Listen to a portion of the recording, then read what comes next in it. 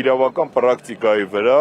թքած ունենալու արվեստը միշտ բանացնելով ինչ որ օրենսդրական կամ այլ փոփոխություններ է կատարում, ին վրայով է անցել այդ փոփոխությունները 21 թվականին, երբ որ հապշտապ կարգով մի քանի օրենքներ փոխեցին, որպեսզի կարողանան փորձեցին Վանաձորում ինչ որ բան անեն, չստացվեց։ Հիմա էլ չի ստացվելու, այս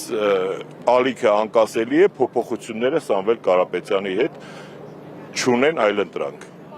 Գուցե ուշ միացած չեմ լսել, բայց դուք անդրադարձել եք այդ ամենայնիվ այսօր Նիկոլ Փաշինյանը Վանաձորում էր, մենք տեսանք մի քանի դեպք, երբ քաղաքացիները չընդունեցին, նրան ընդհանուր ինչպես է տրամադրվածությունը Վանաձորում։ Գիտեք ինչ, Նիկոլ Փաշինյանը համընդհանուր հեղինակություն չէ, որ նրան բոլոր տեղերում քաղաքացիները ընդունեն կամ չէ, բնականաբար ընդունողներ էլ կլինեն, չընդունողներ էլ կլինեն, հիմա նախընտրական եռուզեռ է, պրոցեսներ են տեղի ունենում, այս գործողություններին վերաբերվեք նորմալ եւ հունիսի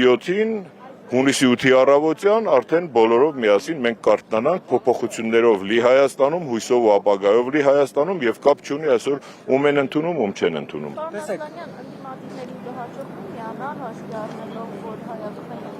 Թևերը հայտարարեցին, որ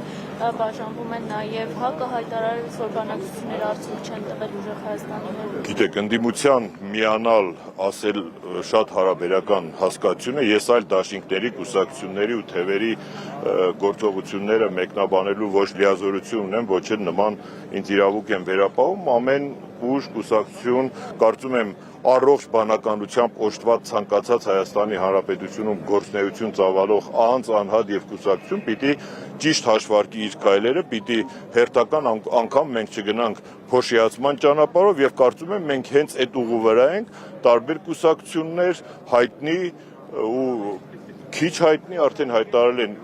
նախապատվությունը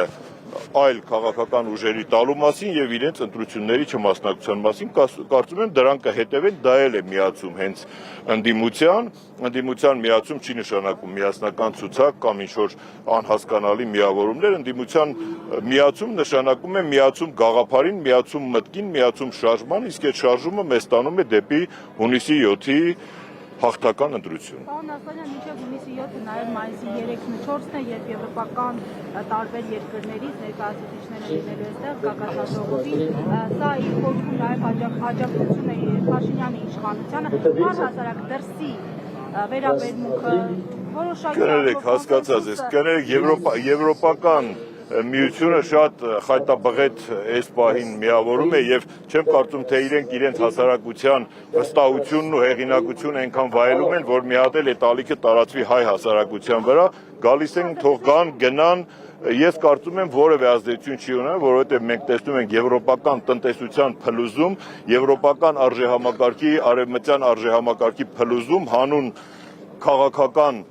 կարճաժամկետ շահերի եւ թքած ունենալով մարդու իրավունքների, դեմոկրատիայի սկզբունքների վրա աշխարհի տարբեր երկրներում տեսել ենք նրանց երկակի ստանդարտների վերաբերմունքը, հայ հասարակության վրա դա մեծ ազդեցություն չի ունենա, որովհետեւ նրանք փլուզել են ամբողջ եվրոպական տնտեսությունը հանուն սին գաղափարների, հանուն ընդամենը ռուսատիացության։ Այստեղ ես չեմ կարծում իրենք կարող են որևէ եղանակ փոխել, իսկ մերեն քաղաքացիները, որոնց համար այսպես ասած այդ եվրոպական չգիտեմ, վարդագույն երազանքը ինչ որ Եվրոպայի վիզա ստանալ գնալու մեջ է կայանում, այսօր էլ ցանկացած մարդ կարող է գնալ Եվրոպա եւ եթե Եվրոպայում դու երկարաժամկետ անելիք չունես, մասնագիտություն չունես, աշխատանք ու ստանդարտիզացված չես եվրոպական տնտեսությանը, դու Եվրոպայում որևէ մեկը չես։ Գոնե Հայաստանի Հանրապետությունում կներեք քո հարևանը, բարեկամը քեզ կօգնի, Եվրոպայում որևէ մեկը որևէ մեկին չի օգնի հենց այդպես։ Այնպես որ ես կարծում եմ դրանք ուղղակի PR ակցիաներ են միջազգային հանրության համար, ավելի շատ տարածաշրջանային, չգիտեմ ինչ շարժեր են, որոնք Հայաստանի վրա որևէ ազդեցություն չեն ունենալու։ Խնդրեմ։